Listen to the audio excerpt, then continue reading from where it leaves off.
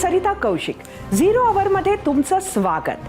मराठा आरक्षण किंबहुना अनेक वर्षानंतर एका सामाजिक राजकीय विषयावर राज्याला एक सुपर हिरो मिळालाय, ज्यानं 29 ऑगस्ट ते 14 सप्टेंबर असं सलग 17 दिवस उपोषण करत सकल मराठा समाजाला कुणबी प्रमाणपत्र द्यावं आणि मराठा समाजाला ओबीसीमधून आरक्षण मिळावं ही मागणी केली. वेगवेगळ्या जिल्ह्यातून हळूहळू वाढत गेलं समर्थन. उपोषणस्थळी लाठी हल्ला झाला. त्यानंतर तर जवळजवळ प्रत्येक नेत्यानं आंदोलन स्थळ गाठलं. आंदोलन मागे घेण्यासाठी सत्ताधाऱ्यांनीही अनेक प्रयत्न केले. मंत्रिमंडळाच्या बैठकीत मागणीवर एक GR सुद्धा निघाला. त्यात वंशावळीनुसार कुणबी प्रमाणपत्र देऊ असा उल्लेख होता, पण उपोषण कायम राहिलं. अखेर मुख्यमंत्री एकनाथ शिंदे यांनी अंतरवाली सराटी गाव गाठलं. 40 दिवसाची मुदत मागितली, समिती घोषित केली आणि शेवटी या समाजासाठी नव्या नेत्यानं उपोषण सोडलं. पण इथेच कहाणी संपली नाही. उपोषण करणाऱ्या या नव्या नेत्यानं एकानंतर एक गाव पिंजून काढलं आणि समर्थनाचा, पाठिंब्याचा नवा वर्षाव राज्यानं बघितला. शेवटी आपल्या गावात एक विशाल सभा घेतली. जवळपास 100 एकरपेक्षा जास्त शेतीवर मराठा समाज एकवटला होता.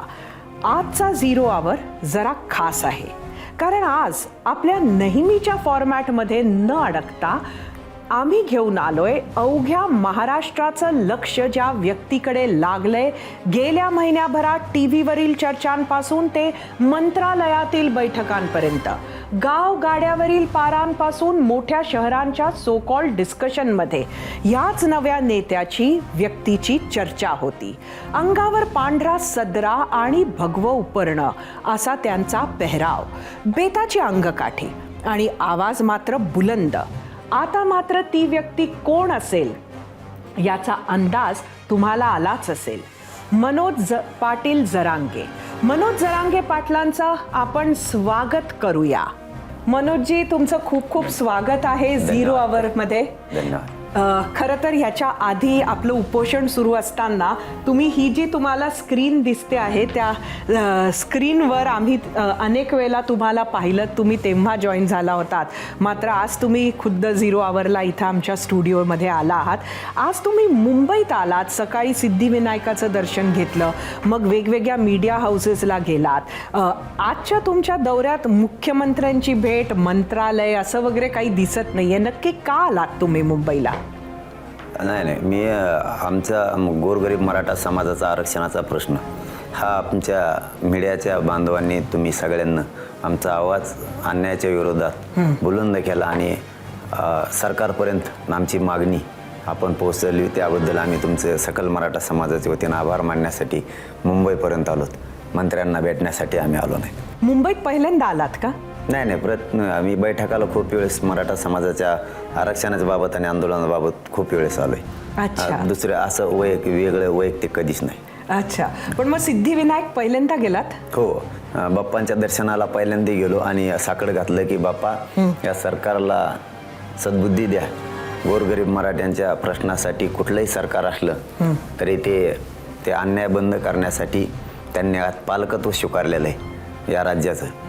त्यांना सद्बुद्धी द्या आणि गोरगरीब मराठा समाजाला आरक्षण देण्यासाठी त्यांना सद्बुद्धी द्यावी. नक्कीच बाप्पा त्यांना सद्बुद्धी देतील आणि मराठा समाजाला आरक्षण मिळेल ही खात्री येते. तसं आम्ही साकडं पण घातलंय बाप्पा. अरे वा. खरं तर एकंदरीतच जर बघितलं तर मराठा समाजाला तुमच्या माध्यमातून एक नवा चेहरा नेतृत्वाचा मिळाला असं दिसते. आणि ते नेतृत्व म्हणजे काय? म्हणजे तुम्ही जे पाहिलं ते जर बघितलं तर ज्या पद्धतीनं तुमचं स्वागत वेगवेगळ्या गावांमध्ये झालं, ज्या पद्धतीनं तुमच्यावर फुलांचा वर्षाव झाला, JCB लागून गेले अगदी, तुम्हाला अपेक्षा होती का असं कधीतरी होईल ते उपोषण सुरू केलं तेव्हा? नाही ताई, मी कधी माझं नेतृत्व करतोय असं मी कधी मानलं नाही. मी गोरगरीब मराठा समाजाच्या प्रश्नासाठी लढतोय आणि ज्या समाजात मी जन्म घेतला त्या समाजासाठी करणं मी देणं लागतो. मी मला माझं कधीच नेतृत्व मानत नाही, कारण ज्या समाजाला मायबाप मानलं त्या समाजाचं नेतृत्व करावं ही अपेक्षा मी ठेवून करत नाही. मात्र मी 24 घंटे माझ्या समाजासाठी लढतोय आणि अन्याय बंद झाला पाहिजे समाजावरचा. का जाणून बुजून मराठा समाजात टार्गेट केला जातो आणि सगळ्या निकषात बसत असूनही मराठा समाजाला का आरक्षण नाही, हा मुद्दा मात्र आणि ह्या वेदना मला बसू देत नाही. पण तरीही गेल्या अनेक वर्षांपासून आपण बघितलं तर जेव्हा नेते मंडळी प्रचंड पैसा स्वतःचा खर्च करतात, त्यानंतर अशा पद्धतीचं त्यांचं स्वागत होत असतं किंवा असा पाठिंबा मिळतो. तुमची तर सभा ज्या पद्धतीची झाली त्या सभाच आपण फार कमी पाहायला मिळतात. त्यामुळे मनात कुठंतरी असं एक मन सुखावत असेल तुमचं? नाही, मी विचारलं होतं की हे असं फुलं किंवा हार ठीक आहे, तो जे शेप्या लावून हे नको आहे आपल्याला, असं मी त्यांना वारंवार ताई सांगत होतो. पण त्यांचं म्हणणं होतं की उपोषण तुम्ही 17 दिवस केलंय, आमच्यासाठी तो पुनर्जन्म आहे म्हणून आम्ही करतोय, असं मला उत्तर आलेलं नसतं. मी त्याला विरोध केला होता की हे करू नका. आता हे मी सांगितलेलं आहे की आपण कुठं जर गावाला आपल्या भेटी द्यायला गेलो तर मी मायबापाचा आशीर्वाद घ्यायला येतोय, तुम्ही असे फुलं किंवा हे असं काही प्रकार करू नका. आता ते ऐकतच नाही, तर समाजाच्या शब्दाच्या पुढे जायचं नाही म्हणल्यानंतर मी तरी ताई काय करणार होता. बरोबर. खरं तर तुम्ही जेव्हा असं उपोषणाला बसला होतात तेव्हा तुमच्या स्वतःच्या परिवाराची भावना काय होती? आणि तुम्ही म्हणजे सतत बाहेर आहात, पहिले तो उपोषण होतं, मग गावांच्या भेटी होत्या, आता परत मुंबई आहात, घरची मंडळी कसं हे सगळं तुमचं सहन करते? तुमच्या बायकोचं सुद्धा खूप कौतुक केलं पाहिजे. नाही, आंदोलनाच्या काळात आम्ही समोरासमोर येतच नाही, कारण कुटुंब म्हणलं म्हणजे माया आली, आणि माया आली म्हणजे समाजाच्या प्रश्नापासून आपण भटकू शकतो. त्यामुळे तेवढ्या वेळेस कुटुंबाने यायचं नाही, यायचं तर समाज म्हणून यायचं, नातं घेऊन तिथपर्यंत नाही यायचं. आणि ते आता नावीला जे त्याग तर करायला लागेल समाजासाठी म्हणल्यावर त्यांनाही करायला लागेल.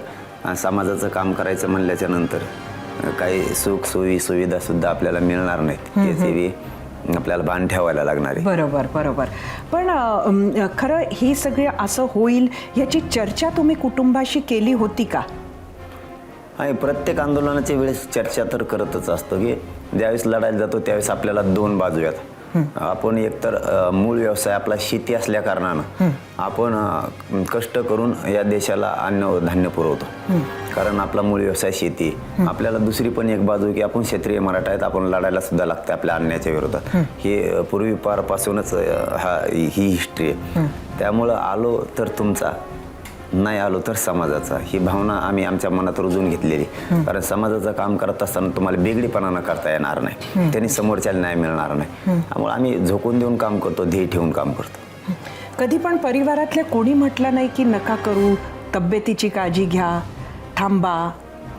नाही, आता ते तर म्हणणारच ना, शेवटी एक कुटुंबातला सदस्य आहे आणि ज्या वेळेस गैरहजर असतो त्यावेळेस त्यांना वाटतंच, ते साहजिकच आहे, ते दुमत नाही. पण आपण जे ध्येय घेतलं त्यापासून आपण बाजूला नाही सरकू शकत.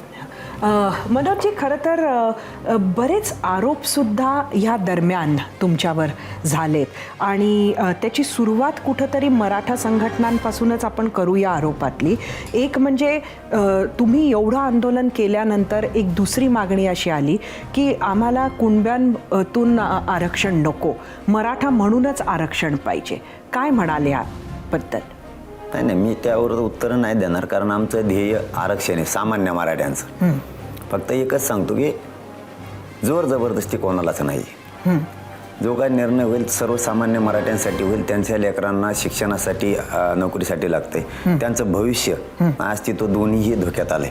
गोरगरिबांचं कल्याण होणार असलं तर तुम्ही आडकाठी घालू नये, कारण गोरगरिबाचं कल्याण होणार असलं तर तुम्ही शांत बसावं किंवा त्याला होकार द्यावा, किंवा जर मिळत असेल गोरगरिबांना तर त्याला तुम्ही आडवं पडू नये. त्याचं कारण असं कोणावर जोर जबरदस्ती नाही, ज्याला काढायचं ते काढू शकतो सर्टिफिकेट, ज्यांना नाही काढायचं त्यांनी काढू नये. बिलकुल. खरं तर आपण काही लोकांचे जे प्रश्न आले आहेत ते बघायला जाऊया आपल्या गेस्ट सेंटरला. पण त्याच्या आधी जाता जाता मी तुम्हाला हाही प्रश्न विचारते की अजून एक आरोप होता तुमच्यावर, आणि तो म्हणजे की ह्या सगळ्या ज्या सभा झाल्या त्या सभांसाठी पैसा नक्की कुठनं आला? आणि आम्ही शेतकरी आहेत ताई, आमचे कापसं आहेत, आमचे सोयाबीन आहेत, आमचे लोक घाम घालतात, घाम गाळून पैसा कमवतात. त्यातून आम्ही तो निधी उभा केलेला. 123 गाव आहेत आमचे सगळे. आम्ही 123 गावांना असं ठरवलं की मराठा समाजाला सेवा करण्याची आपल्याला संधी आली महाराष्ट्रातल्या मराठा समाजाला. आपण महाराष्ट्राकडून 1 रुपया सुद्धा घ्यायचा नाही. आपण आपल्यात पैसा जमा करायचा कष्टाचा आणि आपण तो कार्यक्रम करून त्यांची सेवा करायची. नाही, त्यामुळे ना अनेक वेळेला असं लोकांचा प्रश्न हाही होता की तुमच्या पाठीमागे कोणीतरी वेगळाच बोलवता धनी आहे, कुठला तरी राजकीय नेता आहे, ज्याला काहीतरी आपलं राजकारण साधायचं आहे. अशा पद्धतीची भावना सुद्धा लोकांची झाली, हे तुम्हाला सुद्धा माहिती असेल. त्यावेळेला तुम्हाला काय वाटलं? नाही, याच्यात कोणाचाच हात नाही. याच्यात हात फक्त सर्वसामान्य मराठ्यांचा आहे. गरजवंत मराठ्यांचा लढाई, गरजवंत ज्यांना ज्यांना गरज आहे अशा लोकांचा याच्यात हात आहे. आणि ती हात कोणालाच उचलायला आता तयार नाही. कारण दुसरा हात जर असता तर उठ म्हणलं तर उठले असते आणि बस म्हणलं तर बसायला लागलं असतं. इथं तशी हिंमत कोणात नाही.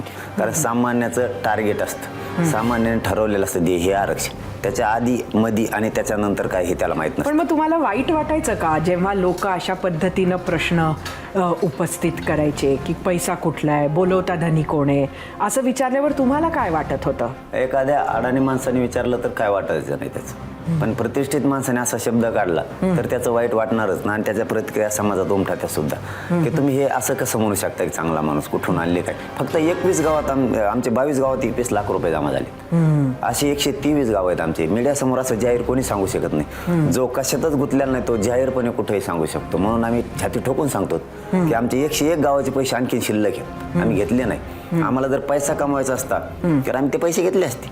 कारण ते आंदोलन पैशासाठी नाही, न्यायासाठी आंदोलन उभं आहे. बरोबर. आम्ही महाराष्ट्रात सुद्धा सांगितलं, महाराष्ट्र आम्हाला विचारत होता आमचा समाज की पैसे पाठवतो आम्ही घ्या. आम्ही सांगितलं नाही, आम्हाला 123 गावाला संधी आहे, तुमची सेवा करायची आम्हाला करू द्या, तुम्ही यावं, आम्ही तुमची सगळी सोय करतोय. आणि त्या पद्धतीने 21 लाखातच आमच्या कार्यक्रमाला काय त्यांना असं वाटलं होतं आरोप करणारला की याने ती जमीनच विकत घेतली. आम्ही म्हणलो की 100 एकर आम्ही कार्यक्रमासाठी घेतली, त्याला वाटलं इकतच घेतली. अच्छा, विकत घेतली असं वाटलं. म्हणून ते 7 कोटी नामके कोटी काढायला लागले. हे आम्ही समाजानं पैसे जमा केलेले आहेत. आम्ही ते काही आम्हाला शेतकऱ्यांनी ती फ्री दिली, काहींना थोडेफार जणाला भाडंही दिले, नाही असं नाहीये. पण आम्ही आमचे तेच पैसे शिल्लक आहेत, आम्ही कशाला घेणार? कुणी असतं दुसरं तर पैसा जमा केला असता. आम्हाला म्हणजे पुढच्या कामासाठी अजूनही पैसे तुमच्याकडे शिल्लक? हो, आमचे 101 गावात शिल्लक आहेत. 123 गाव, 22 गावातच 21 लाख रुपये जमा झाले. आम्ही सांगितलं आम्हाला नको, त्यांच्या आमच्याच गावचे. तर महाराष्ट्राचे कसे घेतात? मी एबीपी माझ्याच्या माध्यमातून महाराष्ट्रातल्या मराठा समाजाला जाहीरपणानं आवाहन करतो, 500 रुपये सुद्धा महाराष्ट्रातून आम्ही घेतलेले नाही. जर तसे एखाद्या बांधवाने कोणाला दिले असले तर ते मध्ये खाईन ते पैसे, ते उद्या माघारी घ्या तुमची. समाज पैसे कमवण्यासाठी आंदोलन नाहीये. प्रामाणिक समाजाला न्याय मिळावा म्हणून प्रामाणिक आम्ही काम करतो. बिलकुल.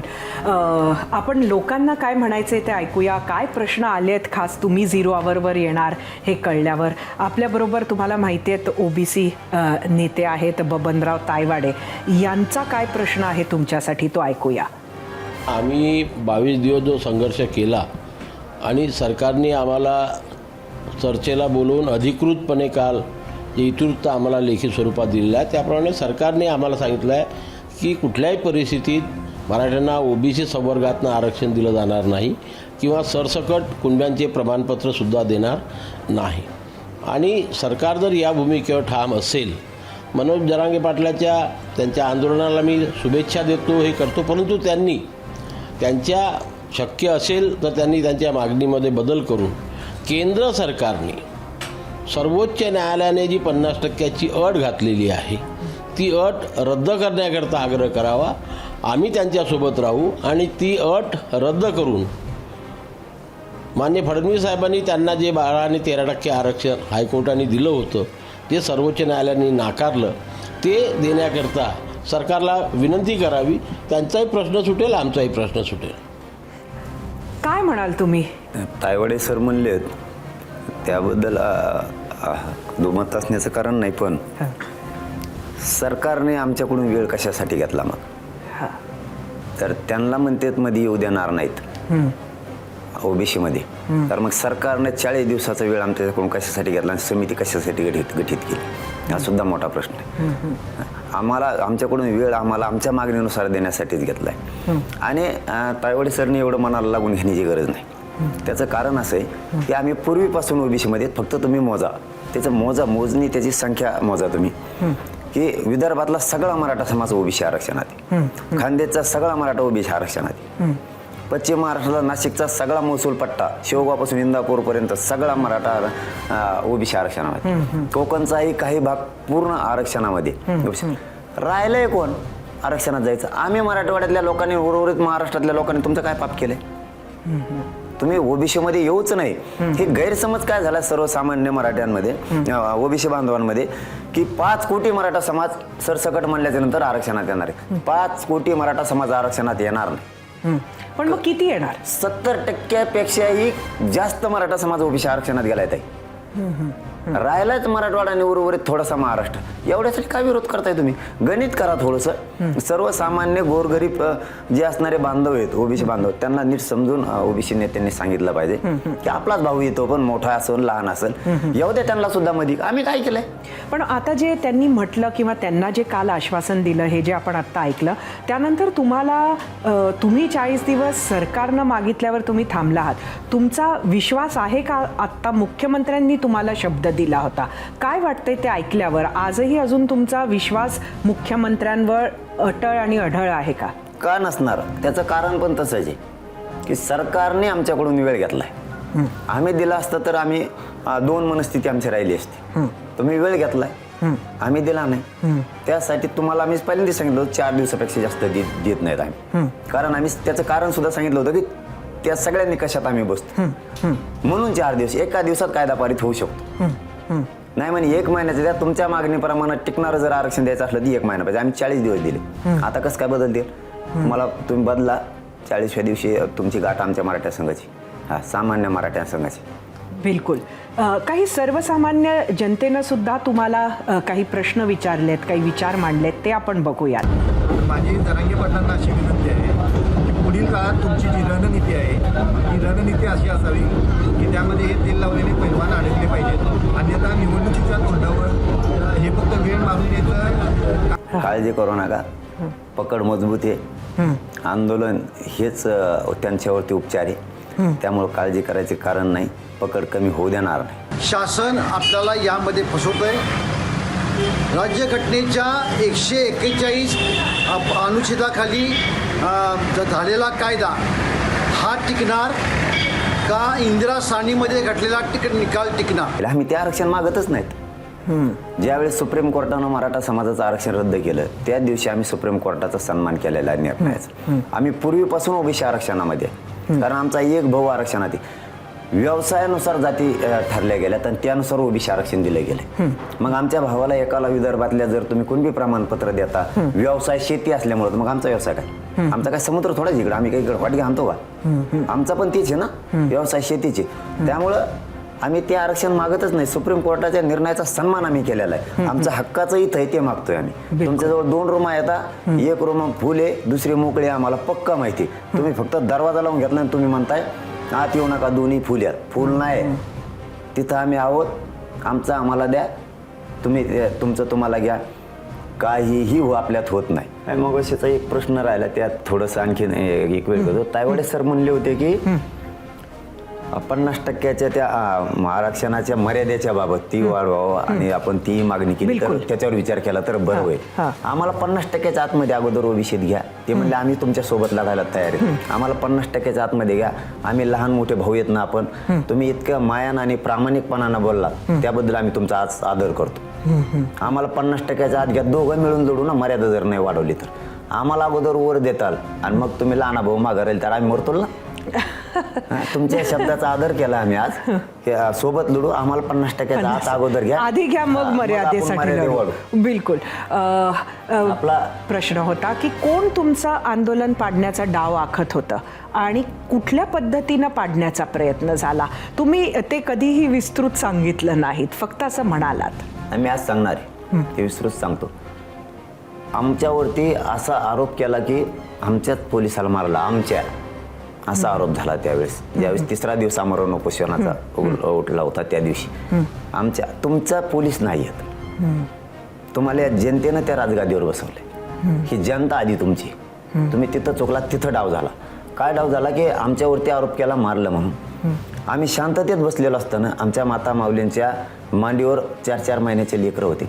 आईचं पुरं डोकं फुटलं होतं, तिच्या डोक्याच्या चिंधाडे झालेल्या होत्या. तिचं रक्त स्वतःच्या बाळाच्या अंगावर पडत होतं. जे 60-65 वर्षाचे आजी आजोबा होते त्यांचे हातपाय सुद्धा मोडले होते. त्यांचे हातपाय सुद्धा मोडले होते. बारीक बारीक लेकरांच्या मुलींच्या 9-9 वर्षाच्या मुलींच्या पायात गोळ्या घुसल्या होत्या. 35-35 गोळ्या एका पोराच्या छातीत आणि पोटात.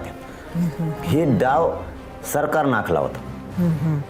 हे मी जाहीर सांगतो. जर तुम्ही आखला नसता, जर तर याच्यात असेल किंवा शक्यता जर असेल तर तुम्ही एक बी पोलीस बडतर्फ केला, एक सुद्धा.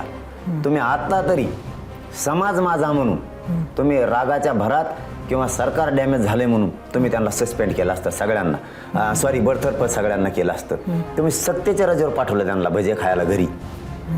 ही तुमचा डाव होता. हे आज आम्ही जाहीरपणे सांगतो की हे तुमचा डाव होता आंदोलन मोडण्याचा आणि मराठा समाजाच्या बद्दलचा उद्रेक घडवून आणण्याचा. ही तुमचा डाव होता, हे मराठ्यांचा नव्हता. हे सत्य नसता तुम्ही समाज ही सगळ्यात मोठा या राज्यातला मराठा समाज.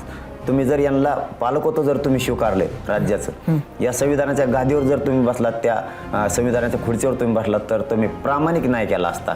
कारण तुम्ही माफी मागताना गृहमंत्र्यांनी अशी मागितली की निष्पाप लोकांवरती हल्ला झाला. मग निष्पाप लोकांवरती जर हल्ला झाला असं तुम्ही जर म्हणताय, तर त्याच्या नंतरचे जेवढे काय अधिकारी ते सगळे बडतर्फ व्हायला पाहिजे होते. एकीकडे तुम्ही म्हणत आहात की सरकारचा हा डाव होता आणि दुसरीकडे तरीही तुम्हाला पूर्ण विश्वास मुख्यमंत्र्यांवर आहे. सगळ्याच मंत्रिमंडळावरती आमचा कोणावरच रोष नाही. मुख्यमंत्र्यावर विशेष कारण करून काय, मुख्यमंत्री हेच सरकारचे खरं तर प्रमुख आहेत. त्यामुळे डावही त्यांचा आणि विश्वासही त्यांच्यावर. हे कसं मोडून बघितलं ताई त्यांनी, मोडतंय का? हा हा त्यांनी सगळ्यांनी मिळून मोडतंय का बघितलंय. म्हणजे त्याच्यात विरोधी पक्ष सुद्धा असावेत. कारण कारण ही एवढा मोठा हल्ला आमच्यावर का घडून आला त्यावेळेस, तर सरकारचा हा डावच होता. परंतु आम्ही ती मोडून काढलाय. ज्यावेळेस आमचे 80-82 लोक ऍडमिट होते त्यावेळेस सगळ्यांचं मत होतं आता रक्त सांडलंय, आता जातीसाठी लढायचं, आता नाही हटायचं. हे बोलणं सोपं नसतं महिलांकडून. महिलांचे हे शब्द होते. त्यामुळे त्यांचे डाव हे आम्ही त्यावेळेस उधळून लावले.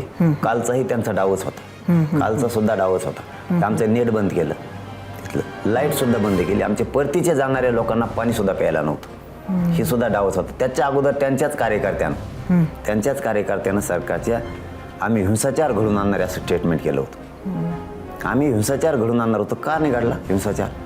तुम्हाला आमच्या लोकांच्या अगोदरच्या दिवशी शब्द वापरून डोके भडकायचे होते का? राज्य सरकारलाच कायदा सुव्यवस्था या राज्याची बिघडायची होती का? एवढा शांतताप्रिय समाज असून पायाखाली मुंगी मरू दिली नाही. करोडोना आलेला समाज होता, तो एका शब्दावरती वापस गेला. तुम्हाला असे शब्द वापरून तुमच्या कार्यकर्त्याच्या मार्फत तुम्हाला नेमकं काय घडून आणायचं या राज्यात, यावर मोदी साहेबांनी बारकाईनं लक्ष घातलं पाहिजे. ABP माझाच्या माध्यमातून मुख्यमंत्री साहेबांना आणि मोदी साहेबांना आमची विनंती, खूप मोठ्या समाजाच्या वेदना आहेत, या गांभीर्याने लक्षात घ्या आणि मराठा समाजाला आरक्षण द्या. याच्यात तुम्ही स्वतः लक्ष घाला. पण हे डाव का घडून आणले जातात याच्यावरही तुम्ही बारकाईनं लक्ष घाला. कारण शेवटी देशातला नंबर 2चं राज्य महाराष्ट्र आहे. तुम्हाला या नजरेआड या समाजाला करून चालणार नाही.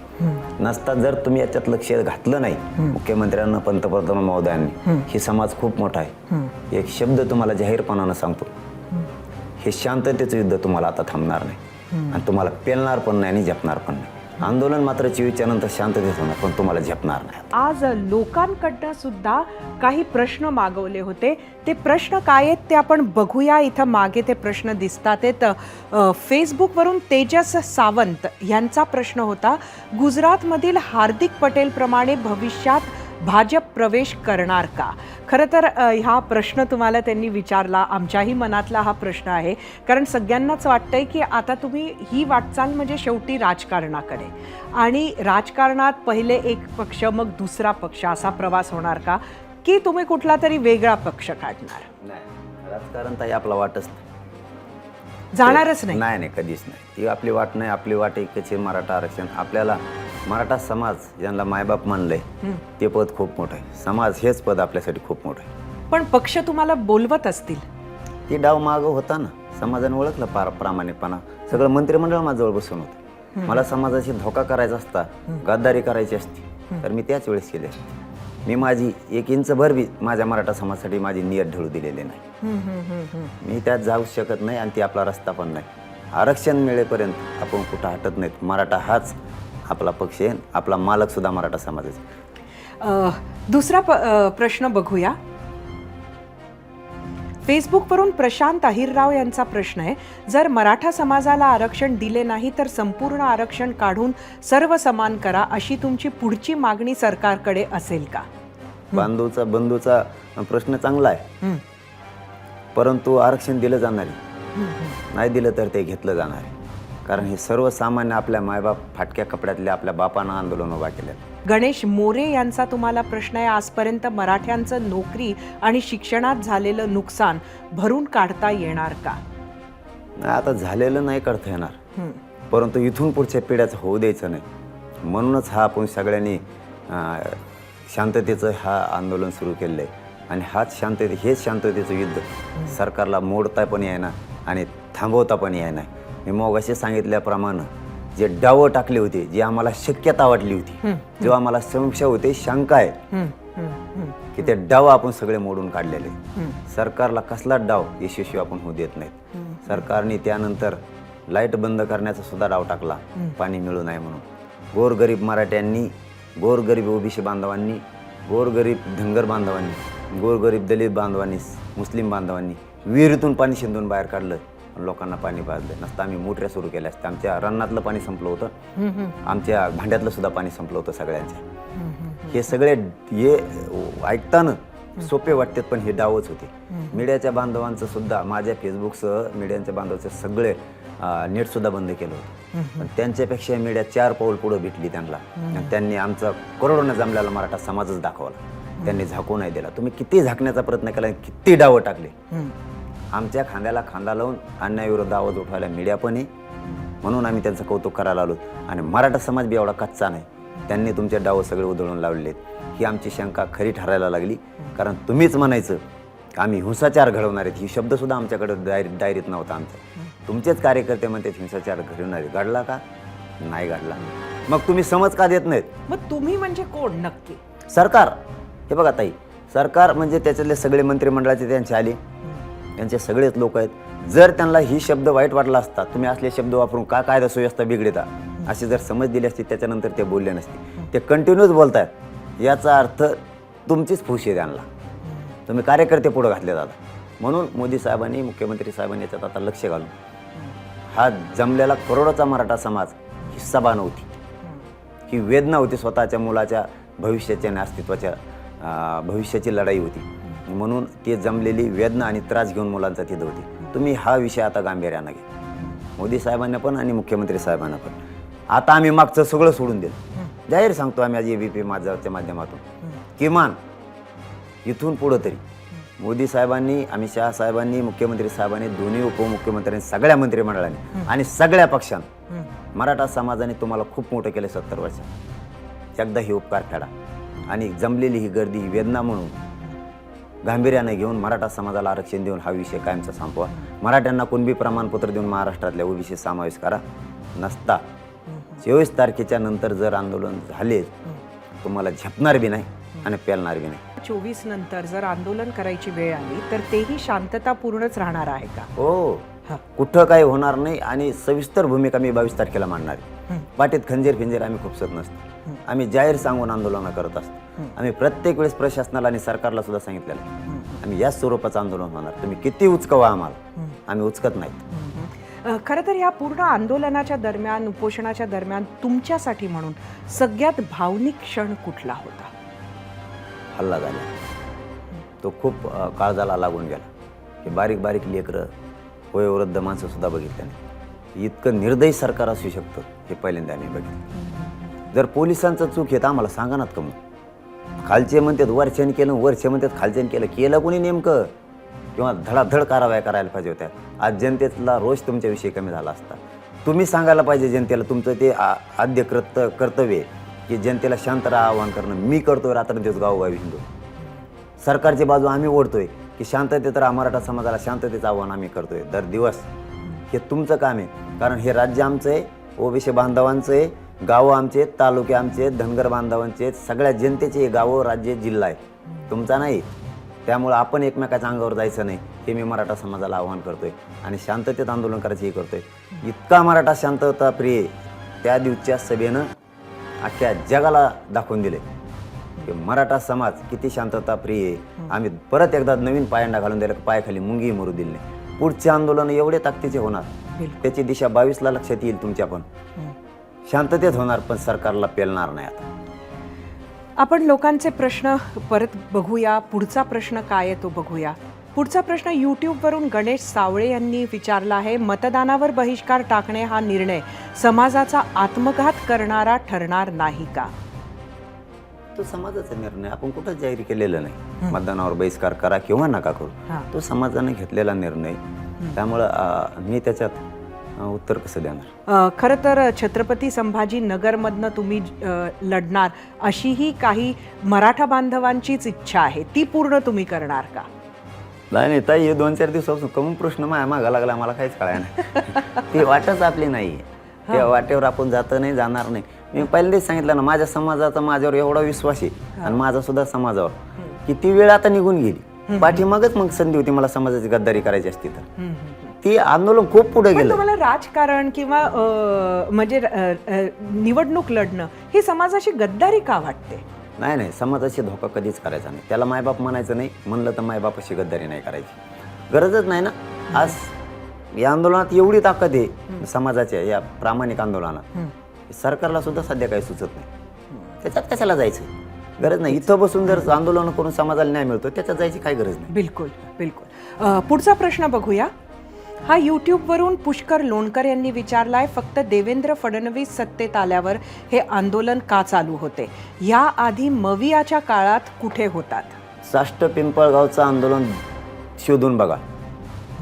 राज्यव्यापी हे आंदोलन एवढं चाललं की महाविकास आघाडीला 3.5 महिने आम्ही काही सुरू दिलं नाही. यांच्या विरोधात आम्ही आमच्या समाजाच्या मागणीशी प्रामाणिक. सरकार फिरकार आम्हाला कळत नाही, पक्षपेक्षा कळत नाही. आम्ही आमच्या जातीशी प्रामाणिक आहेत आणि त्या न्यायासाठी पक्ष आणि सत्ता बघतच नाहीत आम्ही. आता आपण शेवटचा प्रश्न बघूया. तो इंस्टाग्रामवरून रुपेश बच्छाव पाटील यांनी विचारलाय. मला प्रश्न नाही तर त्यांचे आभार मानायचे आहेत. फक्त तुमचे आभार मानायला रुपेशनं आम्हाला हा संदेश पाठवला होता. खरं तर आम्ही धन्यवाद भाऊ. आपण काही बाईट्स बघायला तिथं जाऊयात. आता आपण जो प्रश्न पाहणार आहोत तो ओबीसी जनमोर्चाचे कार्याध्यक्ष चंद्रकांत बावकर यांचा आहे तुमच्यासाठी. मराठा नेत्यांना माझा पहिला प्रश्न आहे की शासकीय सेवेमध्ये उच्च श्रेणीची जी पदं आहेत, उदाहरणार्थ IAS, IPS आणि IFS, याच्यामध्ये मराठा समाज अनुक्रमे 15.52%, 27.85% आणि 17.97% आहेत. म्हणजेच मराठा समाज हा इतर कोणत्याही समाजापेक्षा किंवा कोणत्याही प्रवर्गापेक्षा सगळ्यात जास्त प्रतिनिधित्व करणारा समाज आहे. तर हे जे या ठिकाणी ज्या जागा आहेत त्याच्या बाबतीमध्ये मराठा नेते समाधानी नाहीत का? माझा दुसरा प्रश्न आहे की शासकीय सेवेमध्ये प्रथम श्रेणी 13.57%, 15.45% द्वितीय श्रेणी, तृतीय श्रेणीमध्ये 19.57% आणि चतुर्थ श्रेणीमध्ये 18.25%, म्हणजेच सरासरी 19.07% कर्मचारी म्हणजेच मराठा समाजाचं प्रतिनिधित्व हे राज्य शासनामध्ये आहे. आणि मराठा समाजाला जे आरक्षण दिलं गेलं होतं ते जास्तीत जास्त 16% होतं. सुप्रीम कोर्टाने ते 13%वर आणलं. तर याच्यामध्ये त्यांना जे मिळणारं जे आरक्षण आहे किंवा त्यांना ज्या जागा मिळणाऱ्या आहेत ह्या त्यांच्या प्रमाणापेक्षाही जास्त आहेत. तर त्या बाबतीमध्ये आपलं मत काय, हा माझा दुसरा प्रश्न. आणि तिसरा माझा प्रश्न असा आहे की आजच मी बातमी वाचली की EWSच्या आरक्षणामध्ये 10% आरक्षणामध्ये मराठा समाजाचा वाटा हा 85% आहे. मग या बाबतीत आपलं मत काय? तेही आपण सांगावं. जी मराठा समाजाची टक्केवारी एकंदरीत ही चांगली आहे, कधी प्रमाणापेक्षा जास्त आहे असं त्यांचं म्हणणं आहे. आरक्षण नसून आमची एवढी टक्केवारी त्यांनी कशी काढली माहीत नाही, परंतु त्यांची कोणची कमी आहे? त्यांचं मत आहे की मराठा समाज याच्यात समाधानी नाही का? तुम्हाला 32% आरक्षण, तुमची नोकरीतली संख्या 43%, तुम्ही समाधानी नाहीत का? मग आरक्षण सांगतं बरोबरी होईपर्यंत आरक्षण असलं पाहिजे. तुम्ही तर त्याची टक्केवारी सुद्धा क्रॉस केली, मग तुम्हाला 32% आरक्षण कशासाठी पाहिजे? आता तुम्ही 32% प्रवाहात, बरोबरीच्या प्रवाहात तुम्ही आला पाहिजे. मग आरक्षण 32%, तुमची शासकीय नोकरीतली संख्या हे 43%, आरक्षणापेक्षा कितीतरी पट जास्तीची, त्याच्यात आणखीन समाधानी नाहीत का? तरी पण तुम्हाला मराठ्यांना आरक्षणात येऊ द्यायचं नाही का? तुम्ही नाहीत का समाधानी? मग मराठ्यांचं तुम्ही गणित लावायला लागले, मराठे सुद्धा तुमचं गणित लावणारच ना. आरक्षण तुम्ही बरोबरीच्या प्रवाहात येण्यासाठी दिलेले 32% तुम्हाला. 32%च्या प्रमाणात तुम्ही 43% नोकऱ्यामध्ये, मग तर तुम्ही की समाधानी पाहिजे, तर तुम्ही म्हणाल पाहिजे मराठ्यांना आरक्षण देऊन टाका. बिलकुल. तरी तुमचं पोट भरत नाही आणखीन, तर आमचे गणित करायला लागलात तुम्ही. आम्ही सुद्धा कच्च्या तालमीत मराठी काम नाही करत. आम्ही गोरगरिबांचे लेकर आहेत, आम्ही आमच्या शेतीत कष्ट करून आमच्या जातीला न्याय मागतो, तर तुम्ही आता आमचे गणित सुद्धा करायला लागलात. तुमचे गणित कमी नाही आहेत. मुंबईमध्ये मराठ्यांचा मोर्चा काढणारे सुनील नागणे हे इथं आपल्याबरोबर आपल्या गेस्ट सेंटरला आहेत. त्यांचा प्रश्न मनोज जरांगेंना काय आहे, तुमच्या दोघांच्या भूमिकेमध्ये फरक होता, काय म्हणायचंय सुनीलजींना ते ऐकूया. हा मराठा समाजाला 50%च्या आत ओबीसी मधून आरक्षण हे आमचा संविधानिक अधिकार आहे. मराठा म्हणूनच आरक्षण दिलं गेलं पाहिजे. याचसाठी गेले अनेक वर्षापासून मराठा समाज रस्त्यावर येतोय आणि सरकार दरबारी सर मागणी ठेवतो. परंतु गेल्या अनेक दिवसापासून मराठा समाजाला सरसकट कुणबी प्रमाणपत्र द्या अशी मागणी पुढे आलेली आहे.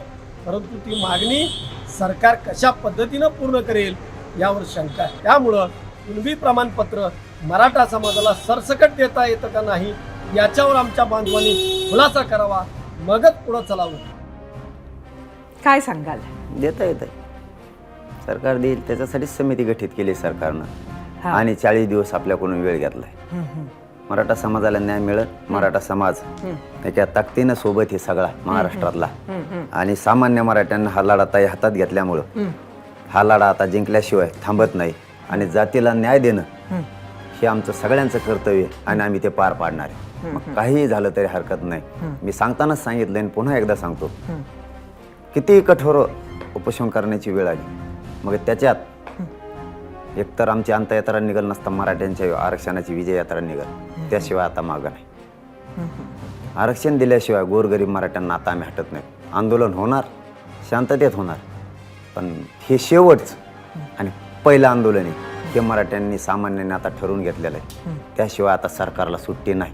आम्हाला आमचा हक्क पाहिजे आणि तो आम्ही मिळवणार आहेत. ओबीसी बांधवांना सुद्धा काही गोष्टी समजून घेऊन गोरगरीब मराठ्यांच्या पोरांचं कल्याण होण्यासाठी आमच्या खांद्याला खांदा लावून उभा राहावं. आपण संवादातून सुद्धा मार्ग निघू शकतात. आम्हालाही येऊ द्या, आपण लहान मोठे भाऊ आहेत. कारण आपण कुणीच सरकारची किंवा नेत्यांची स्वप्न पूर्ण करण्यासाठी लढू नको एकमेकासमोर. आपण सोबत जसे पूर्वी सुखदुःखात एकत्र होतो पुढेही राहू, परंतु आमच्याही लेकराला गोरगरिबांना मिळू द्या. तुमच्या मनात आणि मतात परिवर्तन करा. आमच्यासोबत आमच्याही लेकरांचं कल्याण होऊ द्या आणि आम्हालाही आरक्षण मिळू द्या ही तुम्हाला मी ABP माझ्याच्या माध्यमातून विनंती करतो. कारण लेकरं हे गोरगरिबांचे लेकरच असतात. विचार हा विचार असतो, परंतु त्यांच्यावरती सुद्धा मुद्दे पडतील एवढी वेळ येणार नाही. यासाठी तुम्ही सुद्धा विचारात बदल करा आणि आमच्यासोबत या. गोरगरीब मराठ्यांना न्याय मिळू द्या. सगळा देश आपला वेगळा आदर्श घेईल. नक्कीच मनोजजी, आज तुम्ही आलात, मीडियाचे धन्यवाद मानायला म्हणून आलात आणि आमच्याशी आज इथे ABP माझाच्या 0 आवरमध्ये बातचीत केली, त्याबद्दल आपले खूप खूप धन्यवाद.